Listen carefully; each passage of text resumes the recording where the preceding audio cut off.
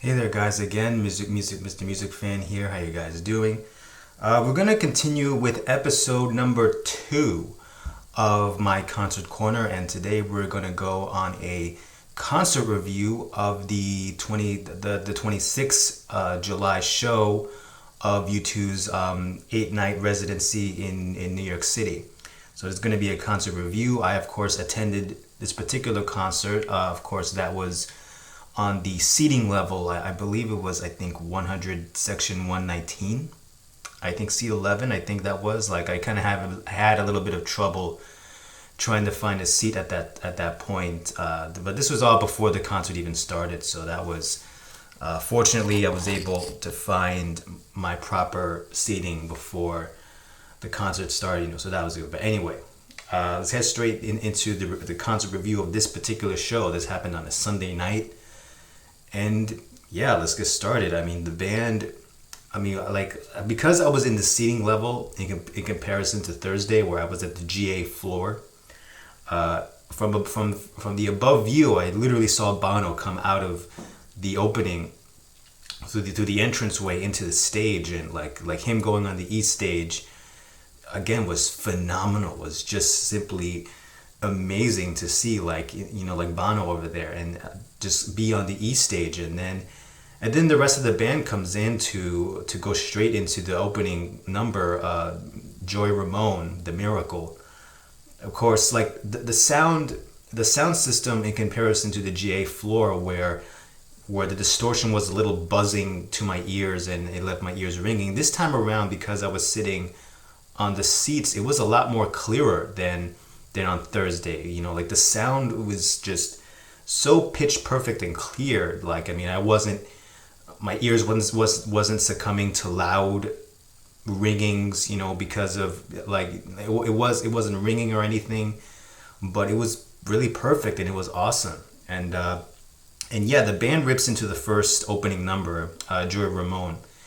And then the biggest surprise, well, one of the biggest surprises come on here, where the next song they perform is Gloria. And oh my gosh, like this track, which is the opening number from October, came on, and everyone was just like jumping up and down. Like I, of course, was singing all the track, I mean the whole lyrics to this particular song. And the real golden part of this is, of course, Adam Clayton's slap and pop bass solo. Like he's really returned with that particular slap and pop bass solo in the middle of that track, and he does a bit of variation with the notes he picks for this particular solo, and it was just so awesome, so amazing to hear Adam Clayton and that solo, and it was beyond mind-blowing and stuff, but Gloria, fantastic. Like the second I heard Larry Mullen make those opening drum beats that start off the song, it was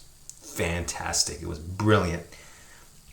Third track following was, of course, Vertigo, obviously the crowd pumper of the show. And gonna divert a little bit here, but just for a quick second, but like if you see this shirt I have is the Innocence and Experience Tour t-shirt over there, and right on the back, I don't know if you can see, is the tour dates of printed on the back. So it's just really, really cool. Like the only bummer thing about this thing is that it took quite a while for this shirt to arrive, and I'm not necessarily complaining here or anything. I would imagine that delivery would take a little bit, like it was at the most probably 2 weeks or so, but instead I had to wait like almost like 3 weeks, and it literally arrived the very day, the very afternoon before Sunday night's show. And regardless, I waited very long, and yet it came very soon. So anyway, it's a bit of a note thing there. But anyway, moving on. Vertigo, the great crowd pumper of the show, and of course it was just great, fantastic. Following that was I Will Follow. Enough said. I Will Follow, the first track to start U2's career. And then after a speech from Bono, again comes Iris Hold Me Close. And, again, I saw from my seating area, I was a very much clearer view of the pictures of Iris Houston and her, the image of her, the repeated image of her running around in a field, and again Bono becomes very emotional like he did the previous night.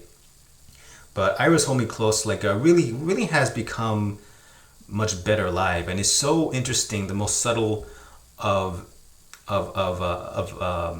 variation, in this case Edge's guitar playing, which really brings this song up into its own for this particular live version, and it was again fantastic, awesome.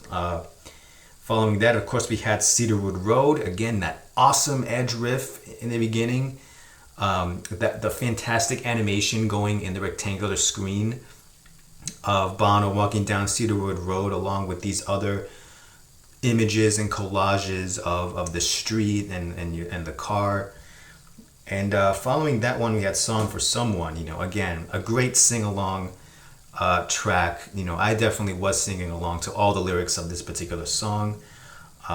Again, it's dedicated to Ali Houston, Bono's wife, and Song for Someone. Like, I didn't mention this in my previous review, but when Songs of Innocence first came out, and I started to have my first listening takes of this particular track, I really loved it, and I thought like, wow, this is going to be such a great song live, and lo and behold, it turned out to be a really great song live, ironically enough, and it's just fantastic. I really love this song live.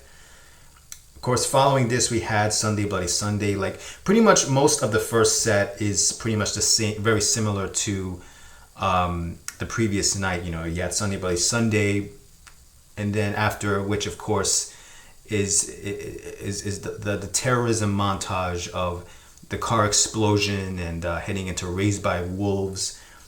Again, another fantastic fiery performance of that song. And of course, the first part of the main set ends with Until the End of the World. Again, that very clever usage of technology of Bono, like playing around with Edge, as Edge is inside the rectangular screen, and Bono's screen, spitting water from his mouth. There's a really cool effect. And as we headed into the intermission, this was a little different. Instead of playing The Wanderer, they played, I think, a remix version of The Fly from Achtung Baby, which was really interesting, and it was a cool remix to really listen to, and it was an interesting version of the Achtung Baby original. And following that, of course, you had Invisible, which was beyond amazing.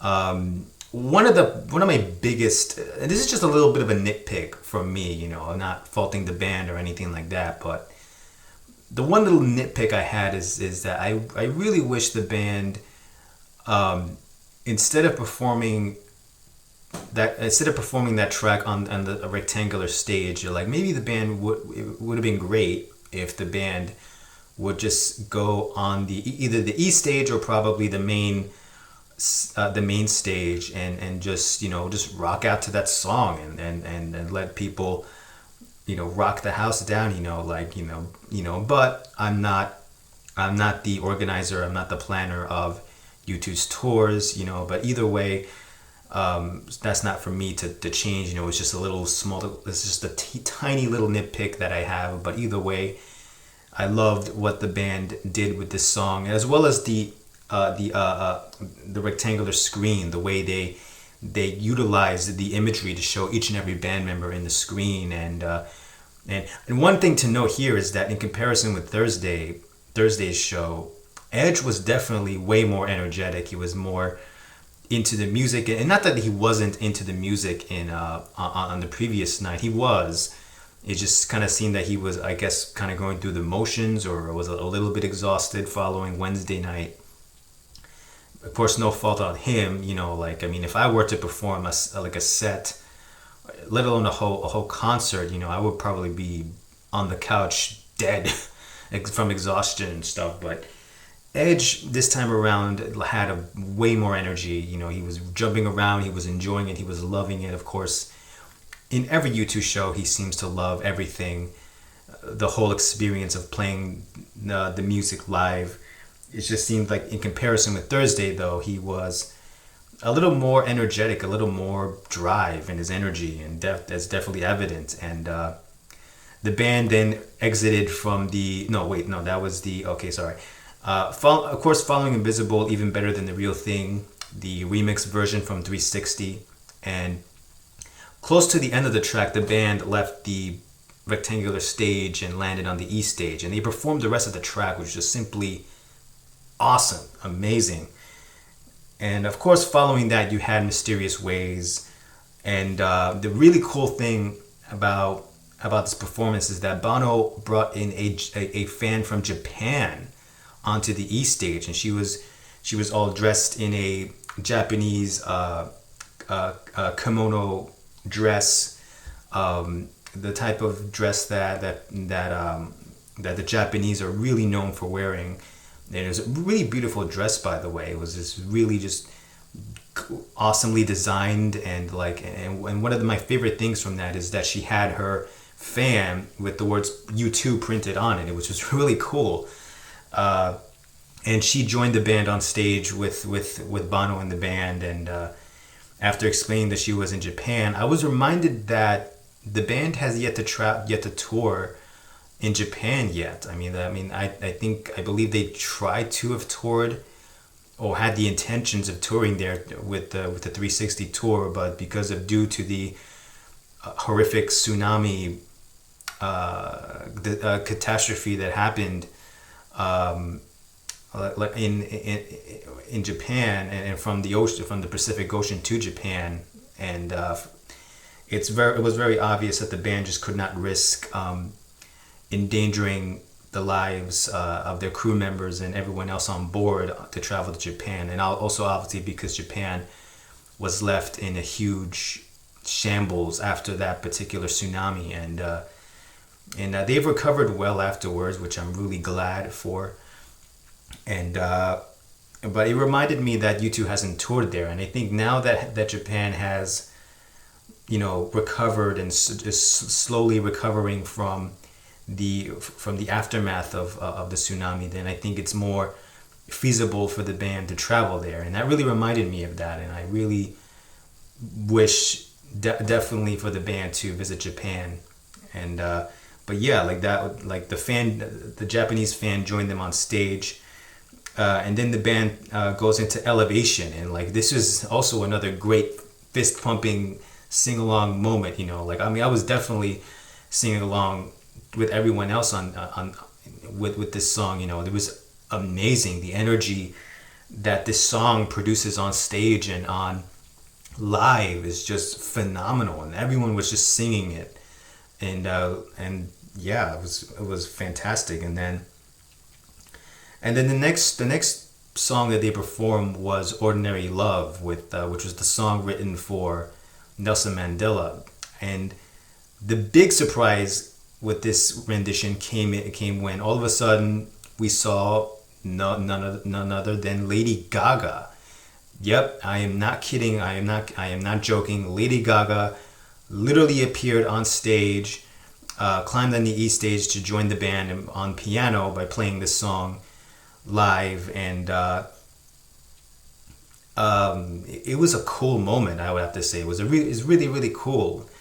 I haven't really talked about her yet on this channel. I've noticed, and of course I could make this its own separate video, and I will at some point, addressing my feelings on Lady Gaga and her music, but as far as her being a vocalist, as far as her being a singer, I love. She has a fantastic singing voice. The real and this is, I guess this is not so much a shocker to me, particularly because we're already used to her being very provocative and being very very shocking. We're very used to that. But she kind of came in with the bra and with these ridiculously high-heeled, monstrous high heels. I don't even know how she could even walk in those, but she walked in weird stuff before, so I'm not one to say anything, but honestly, I am not the biggest Lady Gaga fan in the world. I know friends around me are like admire her artistry and admire her music immensely, and I admire her as a vocalist. I admire her as a singer, but I'm not the biggest Lady Gaga fan. And even though it didn't surprise me so much that she appeared in the way that she appeared, I'm only kind of thinking of what about, the kids in the audience, of course, what do they expect? They invited her to the stage. She did sing she did accompany the band vocally and with the piano with this track, and she was awesome. But again, I bring up that I'm not the biggest Lady Gaga fan. So while everyone around me was just like spazzing out, being like, "Oh my God, Lady Gaga! Oh my gosh!" like me, I was just kind of like, "Oh, that's pretty cool and great." She sung the song really well, and it's a really great and really cool surprise, But I wasn't that crazy about it.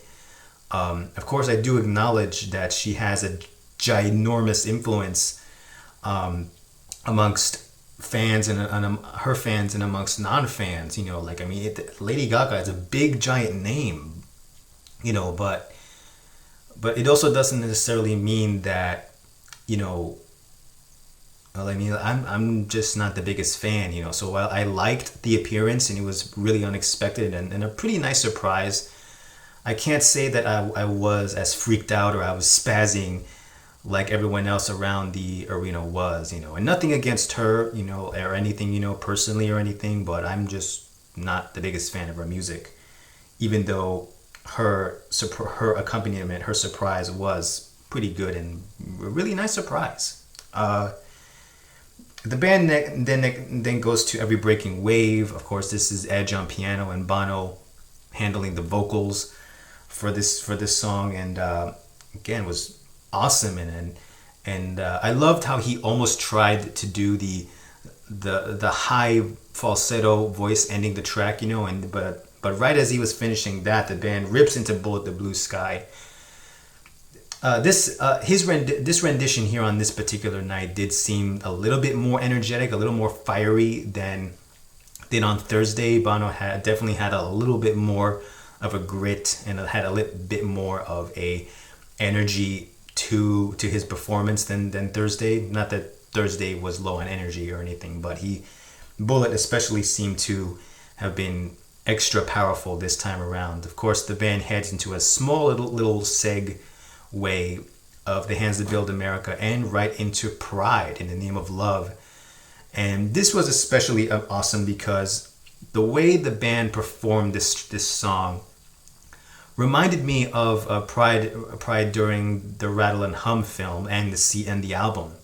It really took me back to listening to that, and they definitely had that Lovetown-esque energy to them when they performed this track. It was extra punchy and it was extra energetic, and just for the band performing this track, seemed extra powerful this time around than on Thursday night. So that was, of course, another highlight for this show.